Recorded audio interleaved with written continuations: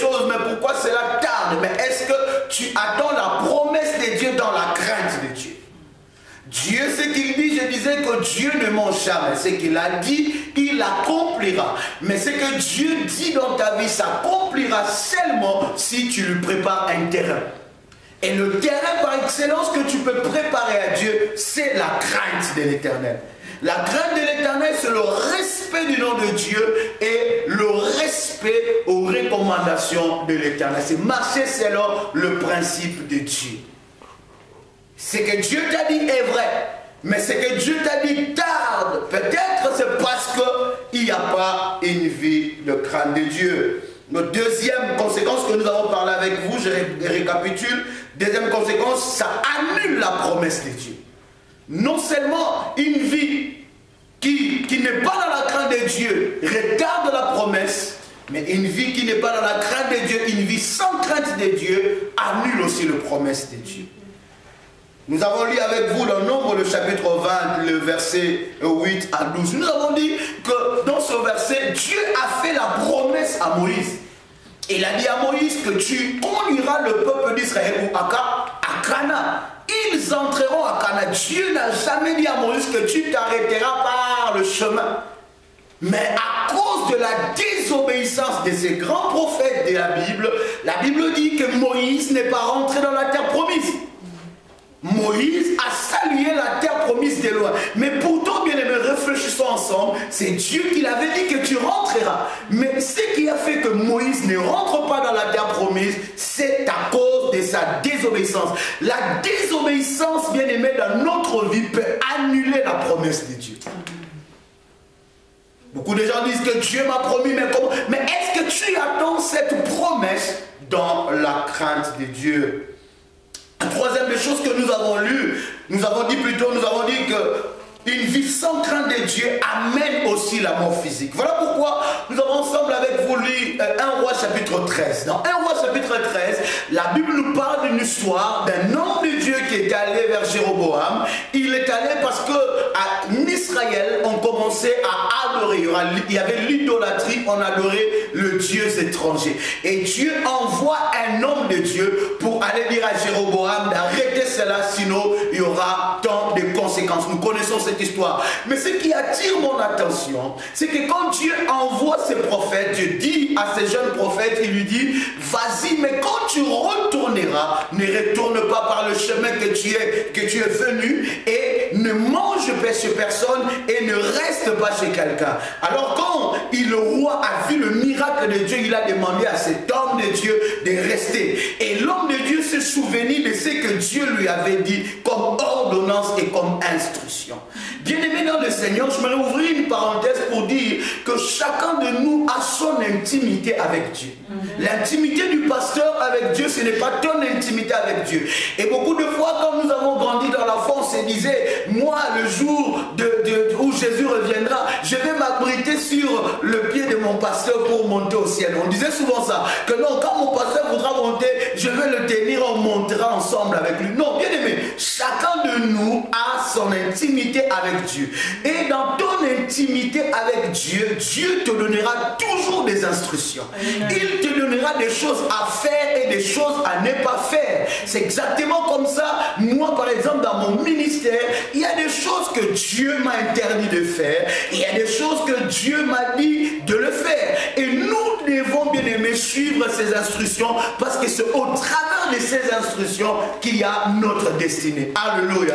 Cet homme de Dieu a reçu cette instruction. Dieu l'a dit, ne mange personne, ne salue personne. Et pendant qu'il était en train de marcher, le roi l'a demandé de venir, de rester avec lui. Il n'est pas resté chez le roi. Mais il y a eu un vieux prophète. Quelqu'un n'a pas dit amen avec moi. Amen. Il y a eu un prophète. Ce prophète-là, quand il est arrivé, il dit, mais Dieu aussi me parle. Je suis aussi un roi de Dieu. Dieu aussi me parle. Et Dieu m'a dit par l'intermédiaire d'un ange que tu dois venir et manger avec moi. Cet homme a été séduit. Pourquoi? Parce qu'il était en présence d'un roi de Dieu. Et vous allez voir que la Bible est en train d'appeler ce prophète-là un vieux prophète. Un vieux prophète, c'est celui qui est rejeté non seulement par Dieu, mais c'est quelqu'un qui peut te détourner de ta destinée. J'ai toujours insisté dans l'église, j'ai toujours dit, bien-aimé, avant que tu puisses avaler ou avant que tu puisses croire à une parole que quelqu'un t'a dit venant de la part de Dieu, tu dois d'abord prier le Seigneur et que le Seigneur puisse te convaincre particulièrement. Amen. Alléluia. Cela est très important parce que vous êtes d'accord avec moi que ce prophète, quand il est venu parler, il est venu parler au nom de Dieu. Il ne faut pas, nous qui sommes des enfants de Dieu, que nous puissions croire à tout ce qui s'est dit au nom de l'Éternel. Quelqu'un va te dire que Dieu m'a dit, prends ce bidon d'huile et bois et tu verras le miracle. Bien-aimé, ne crois pas à n'importe quoi et à n'importe qui. Nous sommes dans un temps où quelqu'un, s'il veut te terroriser, quelqu'un, s'il veut te maîtriser, quelqu'un, s'il veut, il veut te dominer, il viendra toujours au nom de l'Éternel. Et il dira que Dieu m'a dit que tu dois faire telle chose. Et j'ai même entendu dans mes entretiens quelqu'un qui vient me dire que non, pasteur, on m'a même dit que Dieu m'a dit de ne pas sortir aujourd'hui. Alléluia. Bien-aimé dans le Seigneur, il ne faut pas croire tout et n'importe quoi.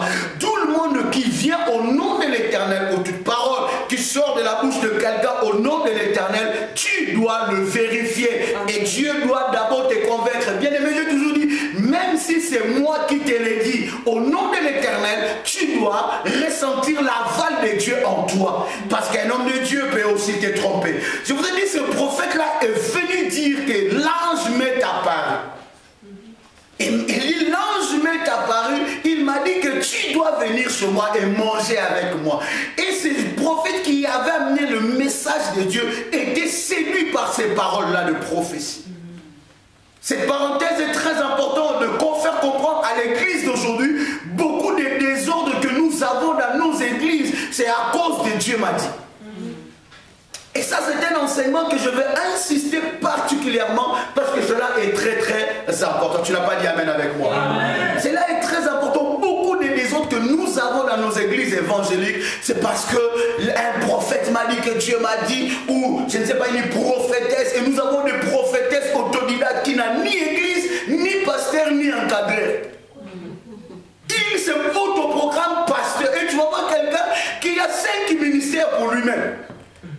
Et tout ça, c'est pour nous terroriser au nom de l'Éternel. Et enfants de Dieu, nous devons être prudents. Ce prophète-là est mort. Pourquoi? Parce qu'il a suivi un incite de l'Éternel qui était des mensonges. Beaucoup des erreurs que nous avons faites dans nos vies, c'est parce que nous avons suivi quelqu'un qui a parlé au nom de Dieu. Bien aimé, un homme de Dieu peut servir Dieu. Mais quand il vit dans une vie qui ne craint pas l'Éternel, qui n'honore pas Dieu, il peut te dire des choses par rapport à ses sentiments. Il peut t'induire dans beaucoup des erreurs. Quand tu as une parole venant de Dieu auprès d'un homme de Dieu, tu dois d'abord prier le Seigneur, en fait que le Seigneur puisse te confirmer et t'affirmer cette parole-là. Ne mets pas la foi à n'importe quelle parole. Amen. Alléluia. Parce que nous sommes dans un temps où nous avons des gens qui sont tout programme pasteur, prophète, je ne sais pas qui, et au nom de l'Éternel, il est capable de te faire induire beaucoup des erreurs. Alléluia. Amen. Amen. Amen. Et bien aimé, nous avons dit que quand nous vivons dans une vie sans crainte de Dieu, nous pouvons, n'est-ce pas, perdre aussi la vie. Et ce prophète-là, bien aimé dans le Seigneur, Dieu l'avait donné une ordonnance, mais il a suivi ce que ce vieux prophète l'a dit et il a perdu sa vie à cause de cela. Il était mort, bien aimé dans le Seigneur, quoique le Seigneur l'avait donné une ordonnance qu'il a désobéi. Amen. Amen. Nous voulons, bien aimé dans le Seigneur, clôturer cette deuxième leçon pour parler sur les avantages, des avantages plutôt d'une vie dans la crainte éternelle, ou bien les avantages de la crainte de Dieu.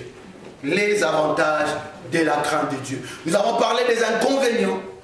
Nous avons donné 3 exemples majeurs et nous voulons parler des avantages maintenant. Parce qu'il y a des avantages à craindre Dieu. Amen. Nous avons des bénéfices à vivre selon la volonté de Dieu. Amen. Amen. Premier avantage que je voudrais partager avec vous, que quand nous vivons dans une vie qui honore Dieu, nous échappons du piège de l'ennemi. Premier avantage que nous avons, nous échappons l'ennemi. Proverbe chapitre 14, verset 27. Quelqu'un qui nous prend ça peut nous lire. Proverbe chapitre 14, verset plutôt 27. Premier avantage, quand nous avons une vie selon la volonté de Dieu ou bien dans la crainte de l'Éternel, nous échappons du piège de l'ennemi. Quelqu'un peut dire la crainte de l'Éternel est une source de vie. Alléluia. La crainte de l'Éternel est une source de vie pour nous détourner de la mort. Et dans d'autres versions, il est écrit, la crainte de l'Éternel est une source de vie pour nous détourner du piège de la mort. La crainte de l'Éternel est une source de vie. Et quelqu'un qui craint Dieu, qui marche selon la volonté de Dieu, il est échappé du piège de la mort. Amen. Voilà pourquoi je dis, bien aimé, ça m'étonne qu'un chrétien qui vient à l'église, qui a reçu le Seigneur Jésus comme son maître, et il continue à avoir peur de cafards, il continue à avoir peur du noir, il continue à avoir peur de sorciers ou de menaces de son oncle qui est en Afrique, ou je ne sais pas où. Quelqu'un qui a le Seigneur dans sa vie, le piège de la mort ne peut pas l'atteindre. Est-ce que je parle à quelqu'un? Quelqu'un qui a le Seigneur dans sa vie, le piège du diable ne peut pas l'atteindre. Pourquoi? Parce qu'il a la crainte de l'Éternel. Et en lui, il a la source de vie. Voilà pourquoi Dieu dit, il fera de nous une source de vie. Pourquoi? Parce que nous marchons dans la crainte de Dieu. Quelqu'un qui est dans la crainte de Dieu, le premier avantage, il est échappé du piège du diable. Amen. Aucun piège de l'ennemi ne peut attaquer ni envahir ta vie. Quelqu'un n'a pas dit très fort amen avec moi.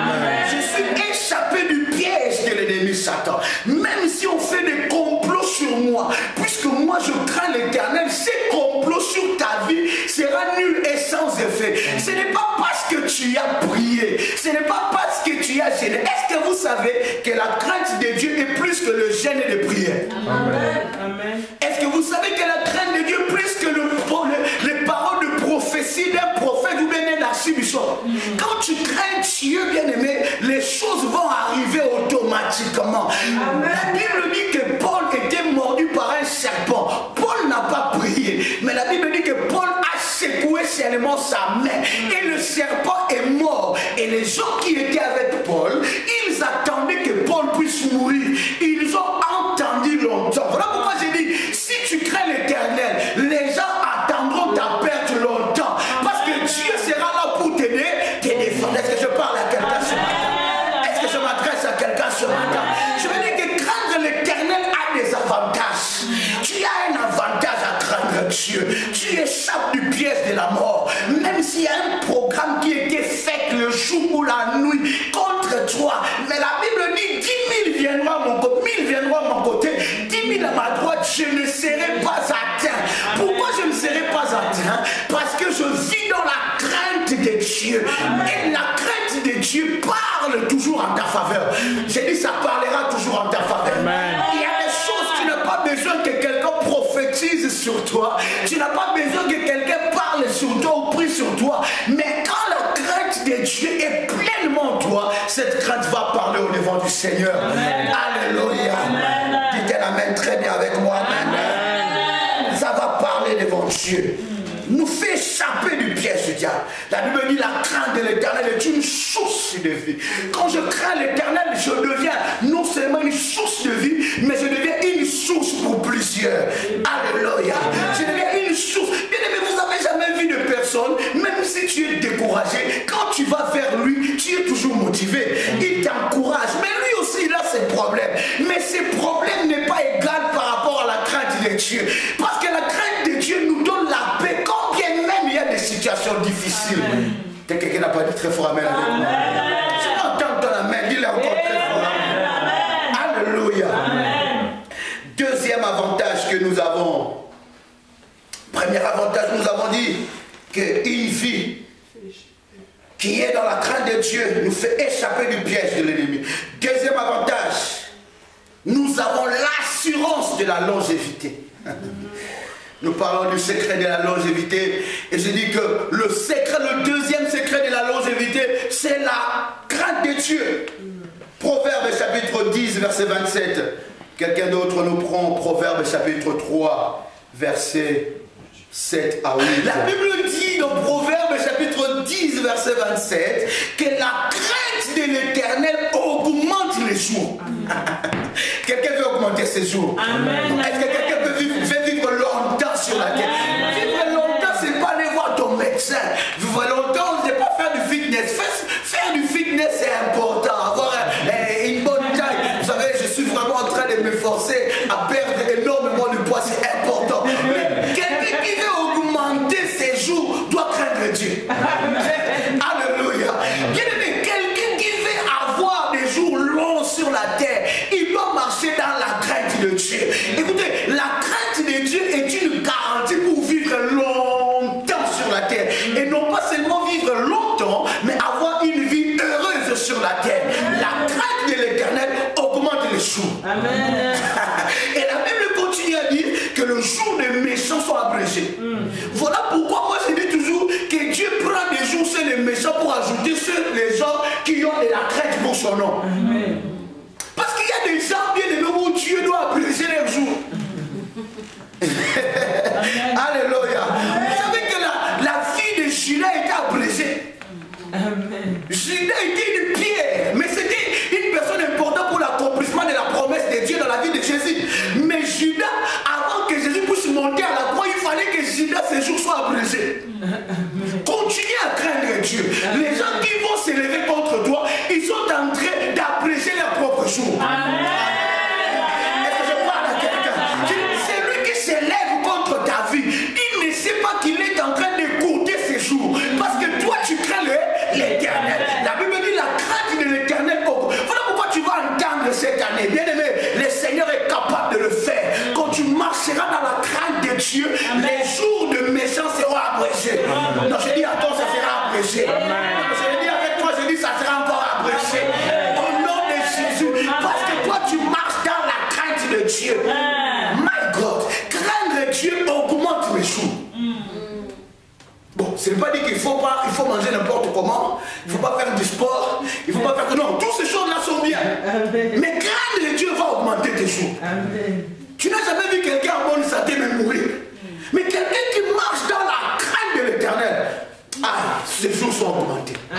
Je dis encore quelqu'un, ses jours seront augmentés. Alléluia.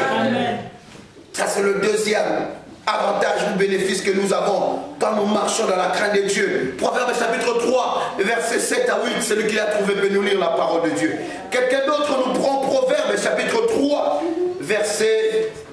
Non, quelqu'un d'autre nous prend Proverbe chapitre 4, verset 20 à 22. La santé pour tes muscles et un rafraîchissement pour tes os. Est-ce que vous savez que celui qui craint l'Éternel, quand même le médecin va scruter son corps, dire mais si tu as des os durs comme ça, des os bien comme ça, pourquoi? Parce que je crains Dieu.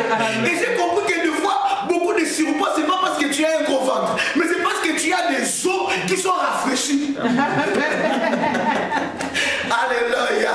La Bible dit, c'est la santé pour tes muscles. Craindre Dieu te donnera une longue vie.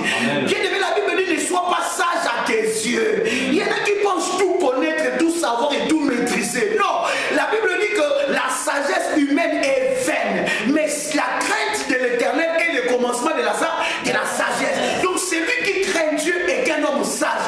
Parce que tu vas voir quelqu'un qui ne craint pas Dieu. Il a travaillé dur dans sa vie. Il a bâti sa vie dure. Il a donné une éducation dure à ses enfants. Mais après, ses propres enfants qu'il a donné une éducation commencent à se détourner contre lui. Mais quelqu'un qui est sage, il va travailler dur, il va bâtir sa vie dure, mais il va associer Dieu. Parce qu'il sait que quand il associera Dieu, quand ses enfants deviendront grands, il leur apprendra Dieu et ses enfants ne se détourneront jamais de la voie de Dieu. Amen.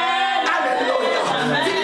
Le meilleur héritage, ce n'est pas de laisser ton argent dans le compte pour tes enfants. Le meilleur, je ne dis pas que cela est mauvais, mais le meilleur héritage, c'est d'apprendre Dieu à tes enfants. Parce que ces enfants-là, bien aimés, seront une source de bénéfice. L'avantage que nous avons dans la crainte de l'Éternel, c'est la haute protection divine. Je répète.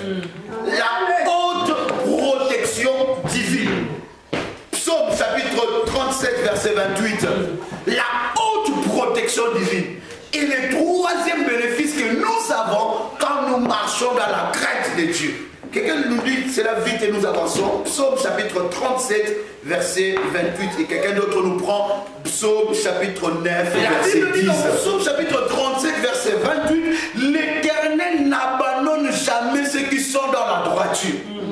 Et leurs jours sont sous sa garde. Amen. Amen. Voilà pourquoi tu ne peux plus. Voilà, David a compris ces choses. Il dit, je ne craindrai ni la terreur du jour, ni de la nuit, ni la peste qui vole en plein midi. Je ne craindrai pas parce que mes jours sont gardés entre les mains de l'Éternel. Quelqu'un qui marche dans la crainte de Dieu, ses jours n'est pas entre les mains d'une personne, ni entre les mains de sa maman, ni de son papa, mais ses jours sont entre les mains de l'Éternel. Tu n'as pas dit Amen. Mes jours sont entre les mains de Dieu. J'ai la haute protection divine. Psaume chapitre 9, verset 10. Les jours de celui qui marche dans la justice est sous la garde de Dieu. Dieu me protège. Il ne peut pas permettre qu'un malheur puisse m'arriver. Il est là et il me protège. Et je n'ai pas peur, je n'ai pas crainte. Quelqu'un lit la parole de Dieu. Je disais que la crainte de l'Éternel, parmi ces bénéfices que nous parlons du troisième bénéfice. Ce troisième bénéfice, c'est la haute protection divine. Quelqu'un qui marche dans la crainte de Dieu, ses jours sont protégés. Amen. Sa vie est protégée. Sa vie est protégée. Ses enfants sont protégés. Son mari est protégé. Ses affaires est protégé. Son travail est protégé. Tout ce qu'il fait est protégé. Même s'il monte dans un avion où il peut avoir un accident, un crash, mais l'Éternel veillera sur sa vie. Parce qu'il craint l'Éternel. Je veux dire à quelqu'un d'encourager quelqu'un de marcher dans la crainte de Dieu. Parce que l'Éternel va veiller sur tes jours. Aucun malheur ne t'arrivera. Quelqu'un n'a pas dit Amen. Parce que Dieu va veiller sur mes jours. Amen. Amen. Amen. Quatrième bénéfice que nous avons, quand nous marchons dans la crainte de Dieu, nous avons la bénédiction sur tout le domaine de notre vie et dans tous ses aspects. Nous avons la bénédiction. La bénédiction n'est pas un slogan. J'aime toujours dire, les enfants de Dieu, le chrétien aime qu'on leur parle de la bénédiction. Et quand je commencerai à dire ici, tu seras béni, tout le monde va crier avec moi Amen. Même ceux-là qui ne disent pas Amen vont dire Amen. Et si je veux que tu puisses prendre ta chaise, les lever, commencer à crier, je connais les paroles qu'il faut pour te dire. Mais laisse-moi te dire, je ne veux pas te flatter. Je veux te dire la vérité. La bénédiction arrivera dans ta vie quand tu vas craindre Dieu. Amen. Alléluia. La bénédiction n'est pas un slogan comme on est en train de nous prêcher aujourd'hui. Non, tu seras béni, tu vas vivre la gloire de Dieu. C'est bien toutes ces choses. Mais tant que tu ne marcheras pas dans la volonté de Dieu, ne sera que de paroles. Ça ne restera que de slogans. Celui qui veut vivre la vraie bénédiction dans sa vie, il doit marcher dans la parole de Dieu. Et nous avons déjà expliqué dans cette église, nous avons dit, la bénédiction c'est quoi? C'est de dire des bonnes paroles. Dieu dit des bonnes paroles sur ta vie. Et ce que Dieu déclare sur ta vie, cela va arriver. Mais cela arrivera seulement si tu prépares le terrain de la crainte de Dieu. Alléluia. Deutéronome, nous avons lu cela la fois passée. Deutéronome chapitre 28, de 1 jusqu'à 14. La Bible nous parle de la bénédiction. L'Éternel bénira ton départ, il bénira ton arrivée, il bénira ton grenier, il bénira tout ce que tu fais. Mais la Bible commence si seulement tu obéis à la parole de Dieu. Et j'ai dit à quelqu'un, comme je disais la fois dernière, que craindre Dieu n'est pas quelque chose de difficile. Nous craignons Dieu parce que nous l'aimons. Craindre Dieu, ce n'est pas la peur de Dieu, mais c'est l'amour que nous portons pour Dieu. J'ai dit tantôt que quitter ta maison et venir ici, c'est déjà le signe du respect que tu donnes à Dieu. Parce que beaucoup de gens en ce moment sont encore sous la couette. Beaucoup de gens en ce moment sont encore à la maison en train, je ne sais pas de faire quoi. Mais toi tu as dit, Seigneur, je vais m'apprêter et je vais aller honorer ton nom. Donner la place de ma vie à toi. Et savoir que le jour de dimanche, tu l'as consacré et je vais t'honorer par rapport à cela. Amen. Et ce que tu es en train de faire, même venir à l'église, bien aimé, ça parlera pour ta faveur. Amen. Parce que tu honores et tu respectes Dieu. Amen. Je suis en train de parler, il y en a qui viennent de plus loin. Ils font des kilomètres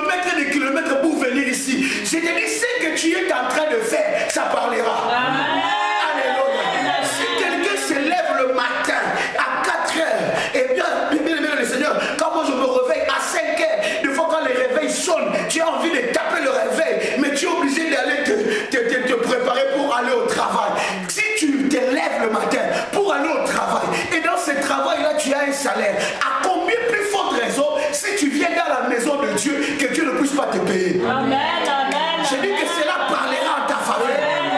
Voilà pourquoi quand je viens à l'église, je ne suis pas quelqu'un. Je ne viens pas parce que l'autre ou tel est là.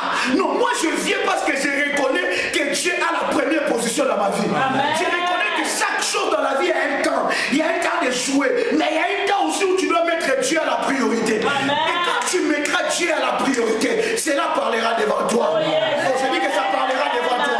Je dis encore à quelqu'un, je dis ça parlera devant toi. Ce que tu es en train de faire, ne le minimise pas. Alléluia. Amen. La crainte de Dieu nous apporte la bénédiction dans tous les domaines et aspects de notre vie. Nous vivons la bénédiction. Et la bénédiction, c'est le résultat de la crainte de Dieu. Il y a des prières, bien-aimées, que tu dois oublier de faire. Tu ne peux pas prier que Dieu puisse te bénir. C'est vrai que nous devons prier pour que le Seigneur intervienne dans les situations de notre vie. Mais quand tu marches dans la crainte de Dieu, la crainte de Dieu va commencer à parler devant le trône de Dieu. Écoutez, la Bible parle d'Abel qui était tué par son frère Caïn.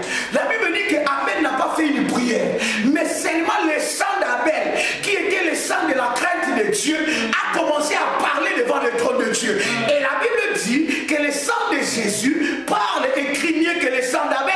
Pourquoi? Parce que le sang d'Abel était le sang de la crainte de Dieu et le sang de l'innocence. La crainte de Dieu qui est sur ta vie va commencer à parler au devant de toi. Amen.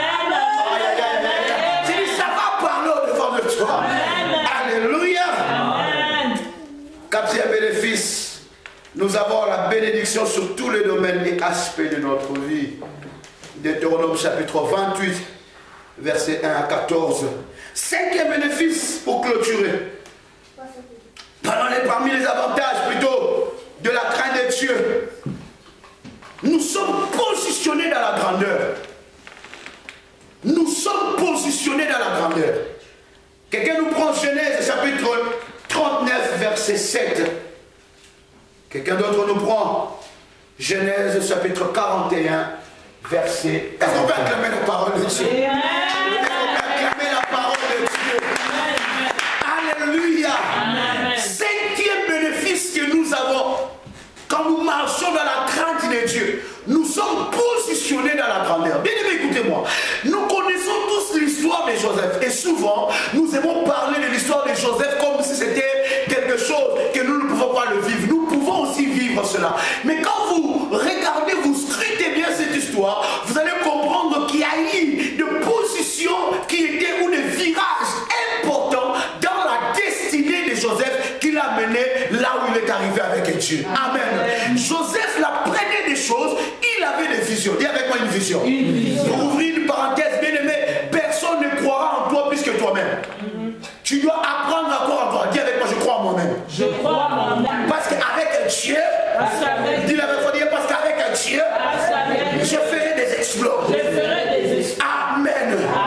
Bien aimé dans le Seigneur, Joseph croyait à ses rêves. Ça, ce n'est pas notre message. Mais qu'est-ce que j'aimerais dire? C'est que la destinée de Joseph a commencé à être tracée depuis son enfance.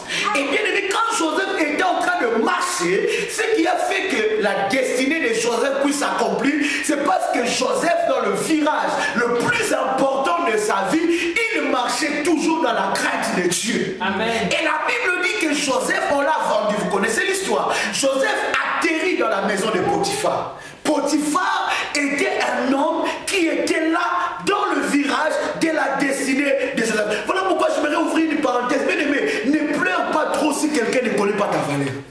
Si quelqu'un te quitte, quitte lui aussi. Ne sois pas serré par quelqu'un, il veut te quitter, toi tu veux toujours être là.